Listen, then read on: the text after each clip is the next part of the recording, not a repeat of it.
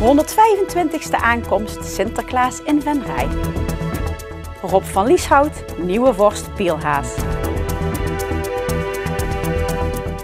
Het is vandaag 18 november. Dit is het Pelemaasjournaal.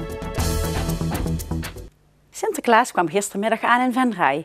Een bijzonder jaar, want het was inmiddels de 125e keer dat de Goedheiligman Venray bezoekt. En dat moest natuurlijk feestelijk gevierd worden, met een nog langere optocht, heel veel zwarte pieten en feestelijke optredens op de Grote Markt.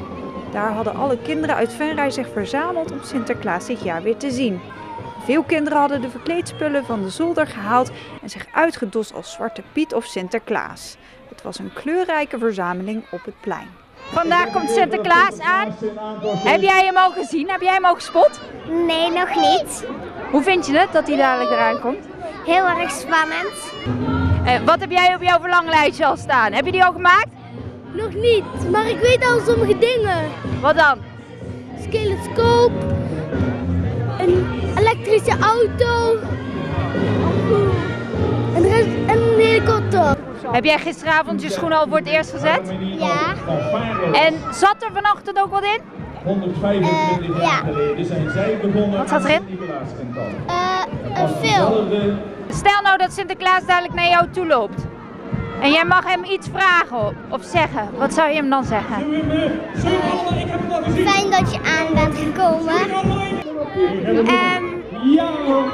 Ja. Hoeveel Zwarte Piet hij heeft. Ik ben blij dat je er vandaag weer bent. Om 2:30 was het dan zover. Op zijn paard kwam Sinterklaas samen met zijn pieten aan op de Grote Markt. Na een lange boottocht vanuit Spanje. Welkom.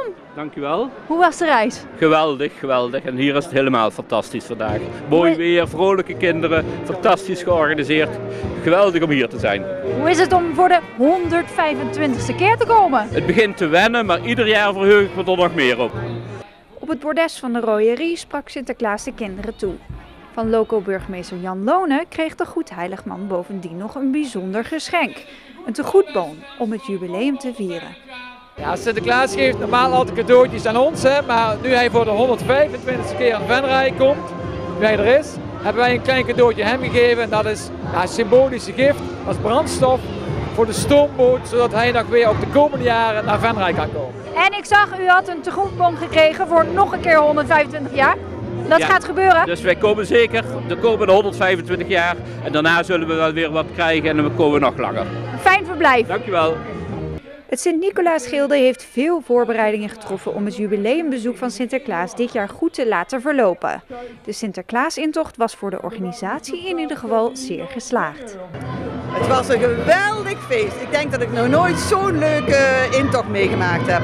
En ook voor ons als organisatie zo relaxed. We hebben extra hulp gehad, natuurlijk jubileum moet je extra uitpakken. Het is zo geweldig gegaan en als ik ook zie hoe alle pieten zo zich uitgesloofd hebben en er ook zo naar uitgekeken hebben. Helemaal geweldig. Maar met de intocht is het natuurlijk nog niet afgelopen. Tijdens het verblijf van de Sint is er nog genoeg te doen in Venray. We hebben de stoepkrijttekening, proberen we Kindersboeken Frekkel te halen op 20 november. We hebben een muziekfestijn, we hebben een lichtjestocht. Ik kan het niet meer opnoemen, het is gewoon te veel.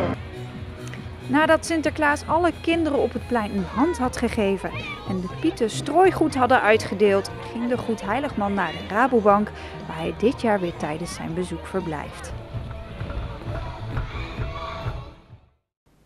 In Sporthal de Wetteling in Venray vond zaterdag het 7e internationale Senju-toernooi voor G-judoka's plaats. De organisatie was in handen van Sportinstituut Verhagen uit Venray.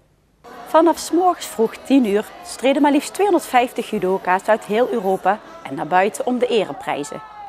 Voor de eerste keer was het toernooi ook het affiche voor het Open Nederlandse kampioenschappen voor G-judoka's.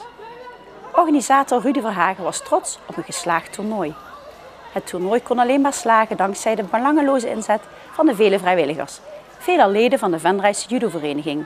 Naast de sportieve judowedstrijden waren er zaterdag ook demonstraties van danseres Kimberly Xoffleer, een kendo-groep en dansgroep Bruce Dance Factory. Tijdens Hazeperper gistermiddag werd de nieuwe vorst van de Pielhaas gepresenteerd.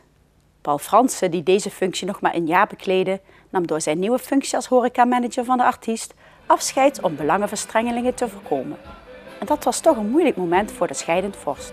Het is heel vervelend om af te moeten treden naar een jaar. Kijk, je begint natuurlijk als vorst voor een langere periode.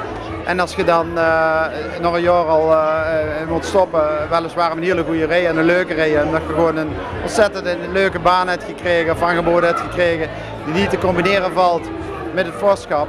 Ja, dan sta ik er toch met pijn in mijn hart. Mijn laatste uur heeft geslagen en ja, dat is toch verdrietig.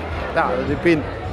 Na het afscheid van Paul Fransen werd al snel de nieuwe vorst onthuld.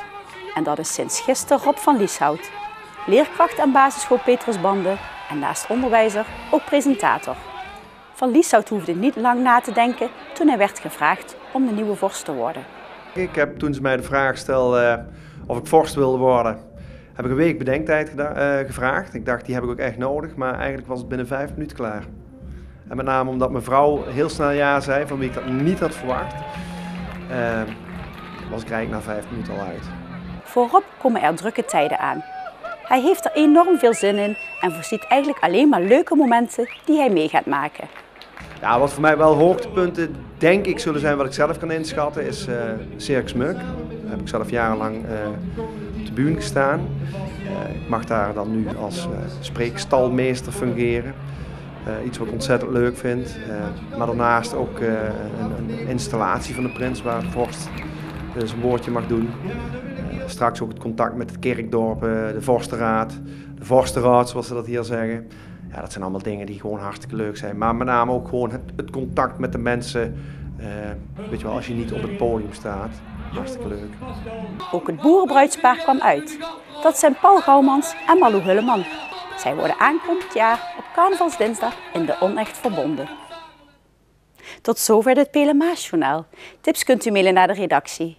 Deze uitzending wordt herhaald tot en met dinsdag 12 uur 's middags. Dinsdagavond is er weer een nieuw journaal. Weer of geen weer, bij ons is het altijd vakantieweer. Aankomende nacht is het droog en half tot zwaar bewolkt. Het koelt af naar 2 graden. Morgen overdag is het bewolkt en geleidelijk komen er perioden met regen. Voornamelijk in de middag is het regenachtig en het wordt maximaal 7 graden. In de loop van de avond wordt het geleidelijk droog. Ik wens u een fijne avond en tot morgen.